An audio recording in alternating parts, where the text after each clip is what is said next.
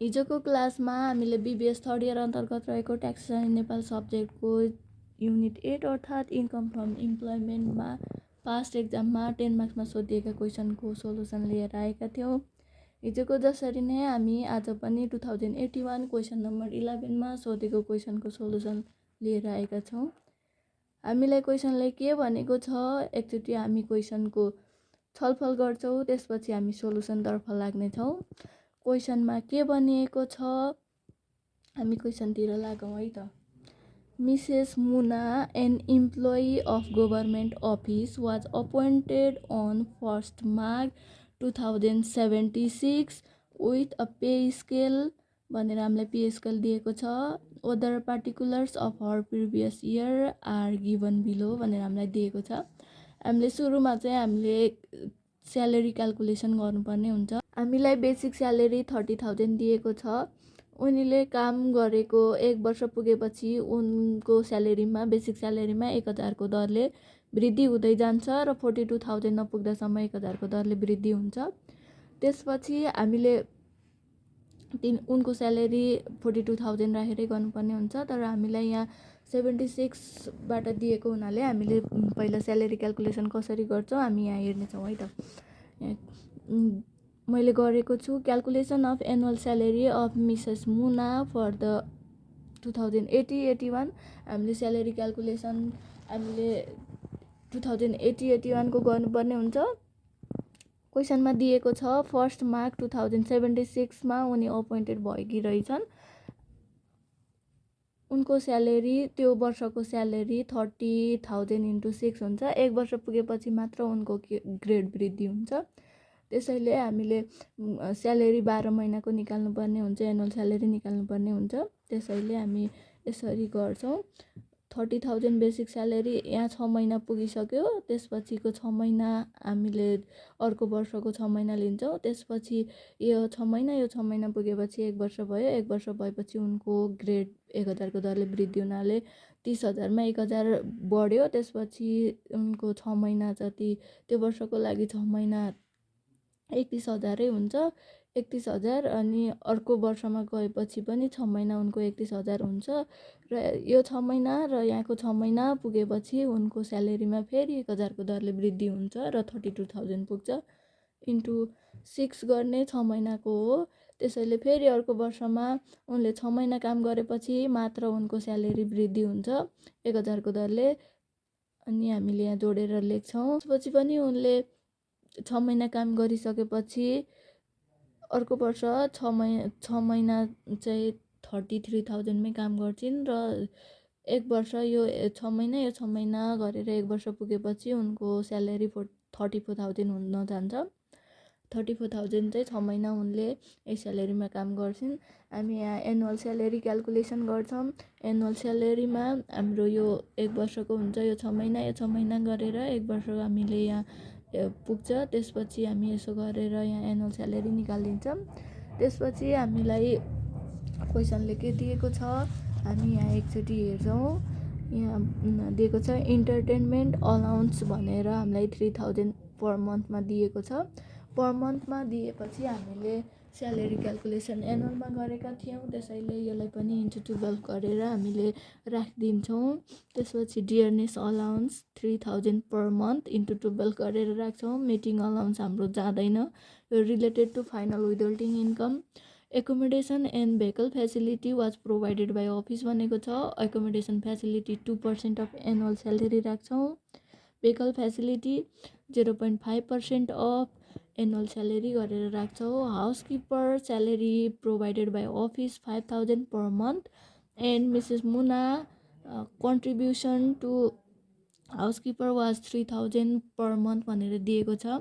हाउसकिपर चाहिँ हामीले 5,000 minus 3,000 into 12 गरेर राख्छौँ। त्यसपछि her electricity bill rupees 1,000 per month was paid by office भनेको छ। अफिसले उसको इलेक्ट्रिसिटी बिल पेड गरिदिएको रहेछ। Office provided soft loan 5 lakh at interest rate 5% अनि मार्केट इन्ट्रेस्ट रेट वाज 12% भनेको छ। Market interest rate minus interest rate 5%, 12 minus 5% गरेर हामीले इन्ट्रेस्ट बेनिफिट राख्नुपर्ने हुन्छ। Her office is dead at zone B भनेको छ। यो हाम्रो चाहिँ स्टेप 2मा जान्छ है, हाम्रो यो स्टेप 2मा जान्छ। त्यसपछि C claim following expenses for deduction भनेको छ। Approved medical expenses spend by her भनेको छ। यो चाहिँ हाम्रो स्टेप 3मा जान्छ। त्यसपछि छ यहाँ लाइफ इन्सुरेन्स प्रिमियम सेल्फ भनेको छ 50,000, अनि हेल्थ इन्सुरेन्स प्रिमियम 23,000 उसको ओन भनेको छ। अनि she had donated 50,000 to a religious heritage of Nepal भनेको छ। अनि यो चाहिँ हाम्रो स्टेप 2मा जान्छ। हामीले सुरुमा अब यहाँ निकाल्नुपर्ने हुन्छ assessable income from employment. Assessable income from इम्प्लोइमेन्टको लागि यहाँ स्टेप 1 गरेर राख्छौँ। स्टेप 1 गरेर assessable income from employment of Mrs Muna for the previous income year 2080-81, जसमा हामीले यहाँ सुरुमा स्यालेरी राख्नुपर्ने हुन्छ।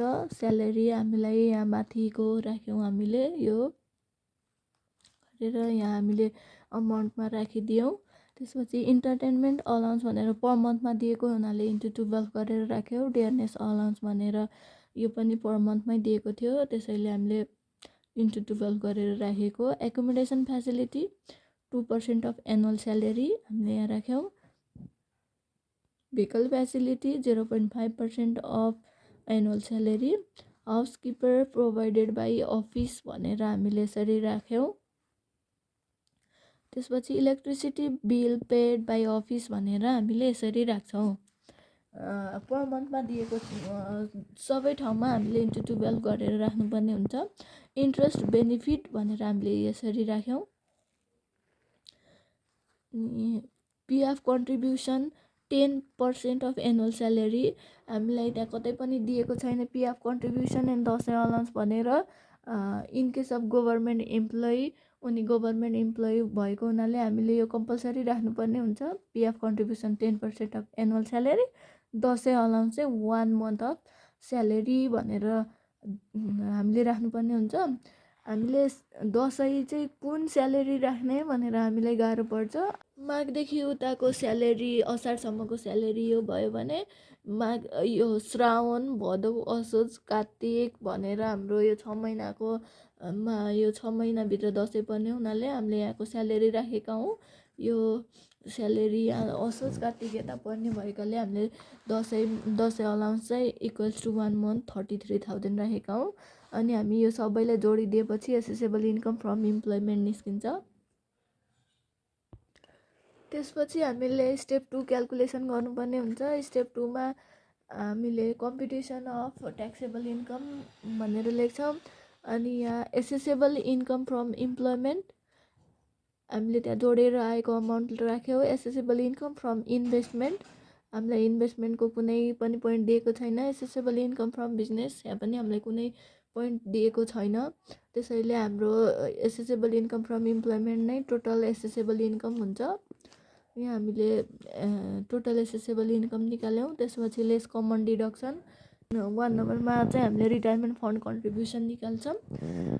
1/3 अफ टोटल एसेसेबल इन्कम और 20% अफ एनुअल स्यालेरी, 10% अफिसले र 10% आफूले राखेको हुन्छ, त्यसैले 20%। त्यसपछि maximum limit 3 lakh which ever is lower, हाम्रो यो सबैभन्दा सानो छ त्यसैले हामीले यो राख्यौँ। डोनेसन टु रिलिजियस हेरिटेज भनेको छ 5% अफ एडजस्टेड ट्याक्सेबल इन्कम हो। यो टोटल एसेसेबल इन्कम माइनस हामीले रिटायरमेन्ट फन्ड कन्ट्रिब्युसन गरेको 5% गरेर राख्छौँ। त्यसपछि एक्चुअल डोनेसन हाम्रो 50,000 क्वेसनमा दिएको थियो।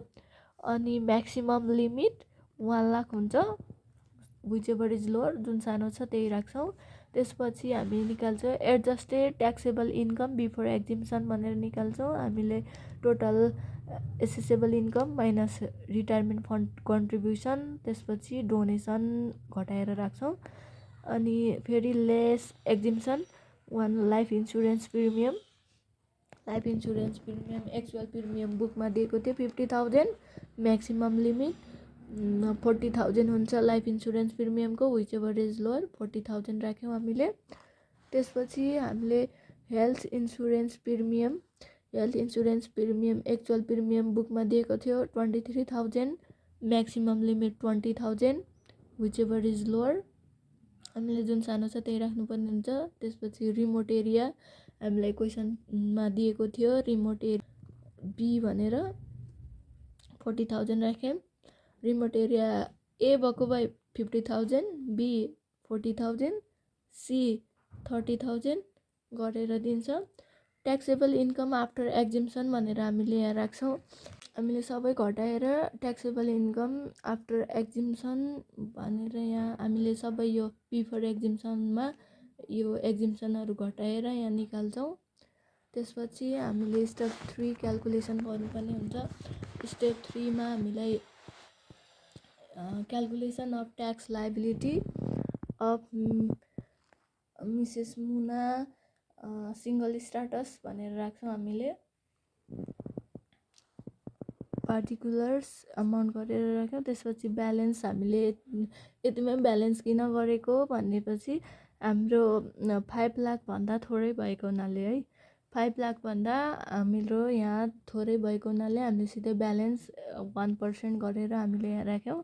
त्यसपछि टोटल ट्याक्स लायबिलिटी हाम्रो यो नै त्यति हुने भयो। त्यसपछि लेस एडभान्स ट्याक्स पेड छैन हाम्रो। त्यसपछि वुमन रिबेट मिसेस मुना भनेको हुनाले woman rebate 10% of total tax liability. Medical tax credit 15% of 3,000 और म्याक्सिमम लिमिट 750 हुन्छ। हामीले यो राख्यौँ अनि यो पनि माइनस हुन्छ है। अनि टोटल ट्याक्स पेबल हामीले यो घटाएर राखिदियौँ। हामीले वुमन रिबेट 10% किन राखेको भन्दाखेरि हामीलाई इन्भेस्टमेन्टको इन्कम मिक्स्ड इन्कम केही पनि दिएको छैन, त्यसैले हामीले वुमन रिबेट राख्यौँ। यदि हामीलाई इन्भेस्टमेन्टको इन्कम बिजनेसको इन्कम दिएको अवस्थामा चाहिँ हामीले राख्न मिल्दैन। उनले रोजगारीको आयबाट मात्र कमाएको इन्कमबाट 10% राख्नु पाउँछ। वर्किङ नोट हाम्रो के पोइन्टहरू जाँदैन हामीले त्यो लेखिदिनु पर्ने हुन्छ। किन गएन भनेर हामीले यहाँ लेख्छौँ। Meeting allowance up to 20,000 per meeting related to final withholding income. In case of government employee PF contribution 10% of annual salary and Dashain allowance equals to 1 month salary भनेर हामीले यसरी राखिदिन्छौँ।